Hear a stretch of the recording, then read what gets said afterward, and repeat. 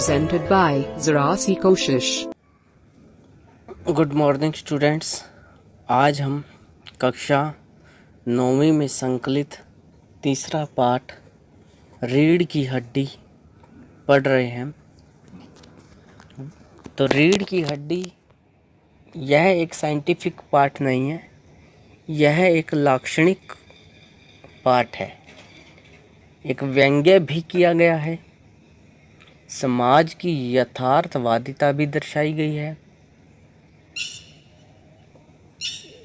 किसी व्यक्ति में दो प्रकार के विरोधाभास विचारों को प्रदर्शित किया गया है।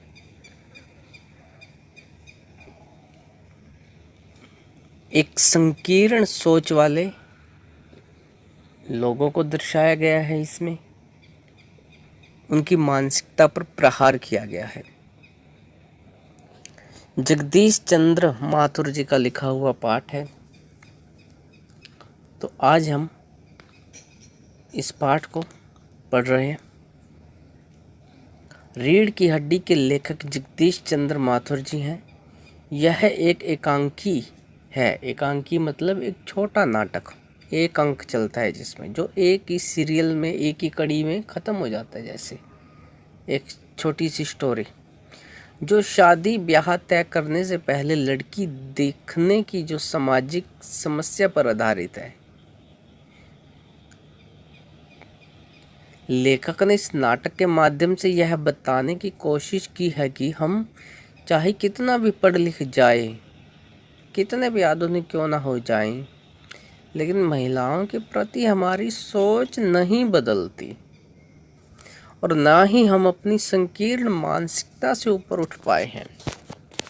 लेखक ने इस पाठ के माध्यम से सत्री शिक्षा के महत्व को भी समझाया है। तो इसमें पढ़ी लिखी लड़की है जो बीए पास है, लेकिन उसके लिए जो घर देखा जाता है तो उसके पिताजी उसकी शिक्षा दीक्षा लड़के वालों से छुपाते हैं। हमारे समाज में विवाह जैसी पवित्र परंपरा का भी व्यावसायीकरण हो गया है। लोग शादी विवाह के वक्त लड़की के माता पिता से दहेज के रूप में धन, वाहन और अन्य घरेलू वस्तुओं को मांगने में जरा भी नहीं हिचकते हैं।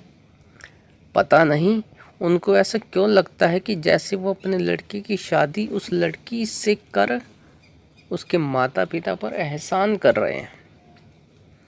लाख बुराइयों के बाद भी लड़के को खरा सोना और सर्वगुण संपन्न व पढ़ी लिखी होने के बावजूद भी लड़की को कमतर ही आंका जाता है। कमतर मतलब कम।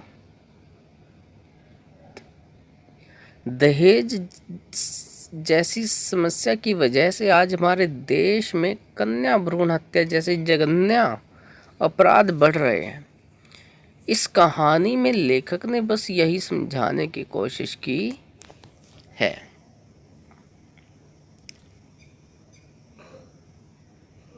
रीढ़ की हड्डी पाठ का सारांश। रीढ़ की हड्डी कहानी की शुरुआत कुछ इस तरह से होती है। उमा पढ़ी लिखी शादी के योग्य लड़की है, जिसके पिता राम स्वरूप उसकी शादी के लिए चिंतित हैं और आज उनके घर लड़के वाले यानी बाबू गोपाल प्रसाद जो पेशे से वकील हैं और उनका लड़का शंकर जो बीएससी करने के बाद मेडिकल की पढ़ाई कर रहा है, उमा को देखने आ रहे हैं। चूंकि राम स्वरूप की बेटी उमा को देखने के लिए आज लड़के वाले आ रहे हैं, इसीलिए राम स्वरूप अपने नौकर रतन के साथ अपने घर के बैठक वाले कमरे को सजा रहे हैं। उन्होंने बैठक में एक तख्त चारपाई रख कर उसमें एक नया चादर बिछाया है। फिर उमा के कमरे से हारमोनियम और सितार लाकर उसके ऊपर सजा दिया है। राम स्वरूप जमीन में एक नई दरी और टेबल में एक नया मेजपोश बिछाकर उसके ऊपर गुलदस्ते सजाकर कमरे को आकर्षक रूप देने की कोशिश करते हैं। तब इस राम स्वरूप की पत्नी प्रेमा आकर कहती है कि उमा मुंह फुलाकर बैठी है। इस पर राम स्वरूप अपनी पत्नी प्रेमा से कहते हैं कि वह उमा को समझाएं, क्योंकि बड़ी मुश्किल से उन्हें एक रिश्ता मिला है। इसलिए वह अच्छे से तैयार होकर लड़के वालों के सामने आए। दरअसल उमा के पिता किसी भी कीमत पर इस रिश्ते को हाथ से नहीं जाने देना चाहते, लेकिन प्रेमा कहती है कि उसने उमा को बहुत समझाया है, लेकिन वह मान नहीं रही है। उसके बाद वह राम स्वरूप पर दोषारोपण करते हुए कहती है कि यह सब तुम्हारे ज़्यादा पढ़ाने लिखाने का नतीजा है। अगर उमा को सिर्फ 12वीं तक ही पढ़ाया होता तो आज वह कंट्रोल में रहती। राम स्वरूप अपनी पत्नी प्रेमा से कहते हैं कि वह उमा की शिक्षा की सच्चाई लड़के वालों को न बताए, कि उमा पढ़ी लिखी है ऐसा लड़के वालों को नहीं बताया जाएगा। दरअसल उमा बीए पास है और लड़के वालों को ज़्यादा पढ़ी लिखी लड़की नहीं चाहिए। इसलिए राम स्वरूप ने लड़के वालों से झूठ बोला है कि लड़की सिर्फ 10वीं पास है। प्रेमा की बातें सुनकर राम स्वरूप थोड़ा चिंतित होते हैं, क्योंकि वो जानते हैं कि आजकल शादी ब्याह के वक्त लड़की के साज श्रृंगार का महत्व है। लेकिन वह अपनी पत्नी से कहते हैं कि कोई बात नहीं, वह वैसे ही सुंदर है। लड़के वालों के लिए मिठाई, नमकीन, फल, चाय, टोस्ट का प्रबंध किया गया है, लेकिन टोस्ट में लगाने के लिए मक्खन ख़त्म हो चुका है। इसलिए राम स्वरूप अपने नौकर को मक्खन लेने के लिए बाजार भेजते हैं। बाजार जाते वक्त नौकर को घर की तरफ आते मेहमान दिख जाते हैं, जिनकी खबर वह अपने मालिक को देता है।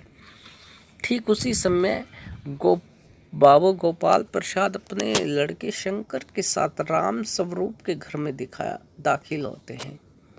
लेकिन गोपाल प्रसाद की आंखों में चतुराई साफ झलकती है। वह आवाज़ से ही वो बेहद अनुभवी और फितरती इंसान दिखाई देते हैं। उनके लड़के शंकर की आवाज़ एकदम पतली खिसियाहट भरी है, जबकि उसकी कमर झुकी हुई है।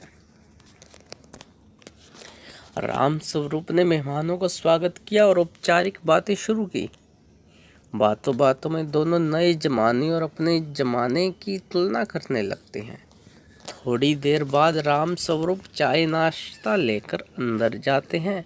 राम स्वरूप के अंदर जाते ही गोपाल बाबू राम स्वरूप की हैसियत आंकने की कोशिश करते हैं। वह अपने बेटे को भी डांटते हैं जो इधर उधर झांक रहा था। वह उससे सीधी कमर कर बैठने को कहते हैं। इतने में राम स्वरूप दोनों के लिए चाय नाश्ता लेकर आते हैं। थोड़ी देर बाद करने के बाद बाबू गोपाल प्रसाद असल मुद्दे यानी शादी विवाह के बारे में बात करना शुरू कर देते हैं। जन्म पत्रिका मिलाने की बात पर गोपाल प्रसाद बाबू कहते हैं कि उन्होंने दोनों जन्म पत्रिकाओं को भगवान के चरणों में रख दिया है। बातों बातों में वो अपनी संकीर्ण मानसिकता का परिचय देते हुए कहते हैं कि लोग उनसे कहते हैं कि उन्होंने लड़कों को उच्च शिक्षा दी है, इसलिए उन्हें बहुएं भी ग्रेजुएट लानी चाहिए। लेकिन मैं उनको कहता हूँ कि लड़कों का पढ़ लिख कर काबिल होना तो ठीक है, लेकिन लड़कियाँ अगर ज़्यादा पढ़ लिख जाएं और अंग्रेजी अखबार पढ़कर पॉलिटिक्स करने लग जाएं तो गृहस्थी कैसे चलेगी। वो आगे कहती हैं कि मुझे बहुओं से नौकरी नहीं करानी है। फिर वो राम स्वरूप से लड़की उमा की सुंदरता व अन्य चीज़ों के बारे में पूछते हैं। राम स्वरूप कहते हैं कि आप खुद ही देख लीजिए। इसके बाद राम स्वरूप उमा को बुलाते हैं। उमा एक प्लेट में पान लेकर आती है। उमा की आंखों पर लगे चश्मे को देखकर गोपाल प्रसाद और शंकर दोनों एक साथ चश्मे के बारे में पूछते हैं, लेकिन राम स्वरूप झूठा कारण बताकर उन्हें संतुष्ट कर देते हैं। गोपाल प्रसाद उमा से गाने बजाने के संबंध में पूछते हैं तो उमा मीरा का एक सुंदर गीत गाती है।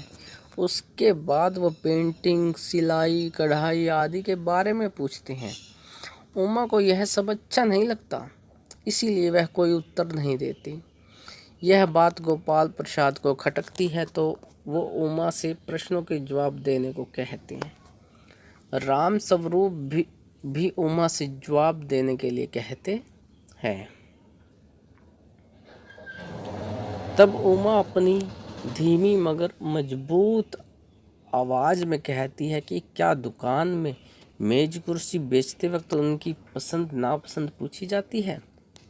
दुकानदार ग्राहक को सीधे मेज कुर्सी दिखा देता है और मोल भाव तय करने लग जाता है। ठीक उसी तरह ये महाशय भी किसी खरीदार के जैसे मुझे एक सामान की तरह देख परख रहे हैं। राम स्वरूप उसे टोकते हैं और गोपाल प्रसाद नाराज होने लगते हैं। लेकिन उमा अपनी बात जारी रखते हुए कहती है, पिताजी आप मुझे कहने दीजिए।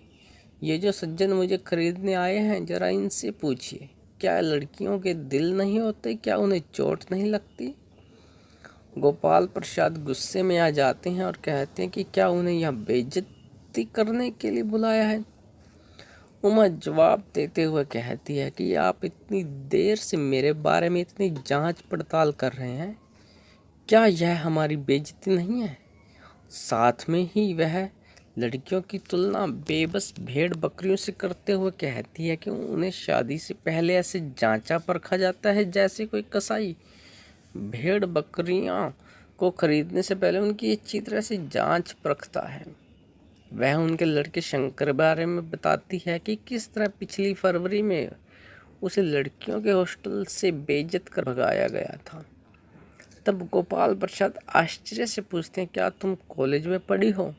उमा जवाब देते हुए कहती है कि उसने BA पास किया है। ऐसा कर उसने कोई चोरी नहीं की है। उसने पढ़ाई करते हुए अपनी मर्यादा का पूरा ध्यान रखा है। उनके पुत्र की तरह कोई आवारागर्दी नहीं की है। अब शंकर व उसके पिता दोनों गुस्से में खड़े हो जाते हैं और राम स्वरूप को भला बुरा कहते हुए दरवाजे की ओर बढ़ते हैं। उमा पीछे से कहती है, जाइए जाइए, मगर घर जाकर यह पता अवश्य कर लेना कि आपके पुत्र की रीढ़ की हड्डी है भी कि नहीं। गोपाल प्रसाद और शंकर वहाँ से चले जाते हैं।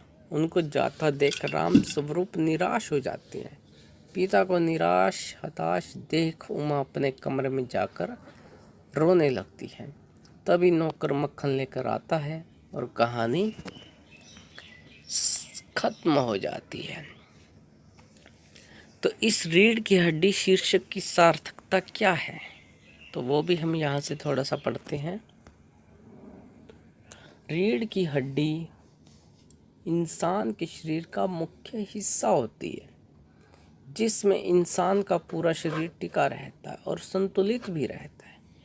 ऐसे ही इंसान का आत्मविश्वास व स्वाभिमान भी होता है, जिसमें उसके जीवन की नींव मजबूती से टिकी रहती है। हमारे समाज में कुछ पुराने रीति रिवाज व परंपराएं भी हैं, जिनका समय के हिसाब से और इंसान के भले के लिए बदलना और लचीला होना आवश्यक है। ऐसी ही एक रूढ़िवादी परंपरा जो बरसों से हमारे देश में चली आ रही है, वह है लड़का के नाम पर लड़की के स्वाभिमान को चोट पहुंचाना और लड़की के पिता की हैसियत को आंकना। लेखक ने कहानी की नायिका उमा को पढ़ी लिखी और स्वाभिमानी लड़की के रूप में दिखाया है। वह अपने सम्मान के लिए समझौता नहीं करना चाहती है और उसने जो भी किया वह उसके भविष्य के लिए न्याय उचित भी है।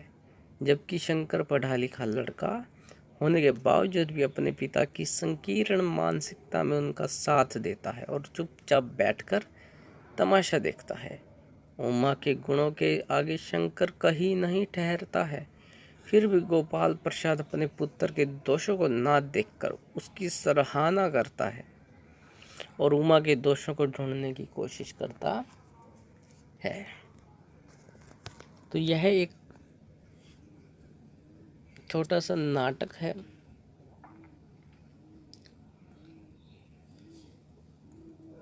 कल हम नेक्स्ट वीडियो और PDF में इसी पाठ के प्रश्न उत्तर करेंगे।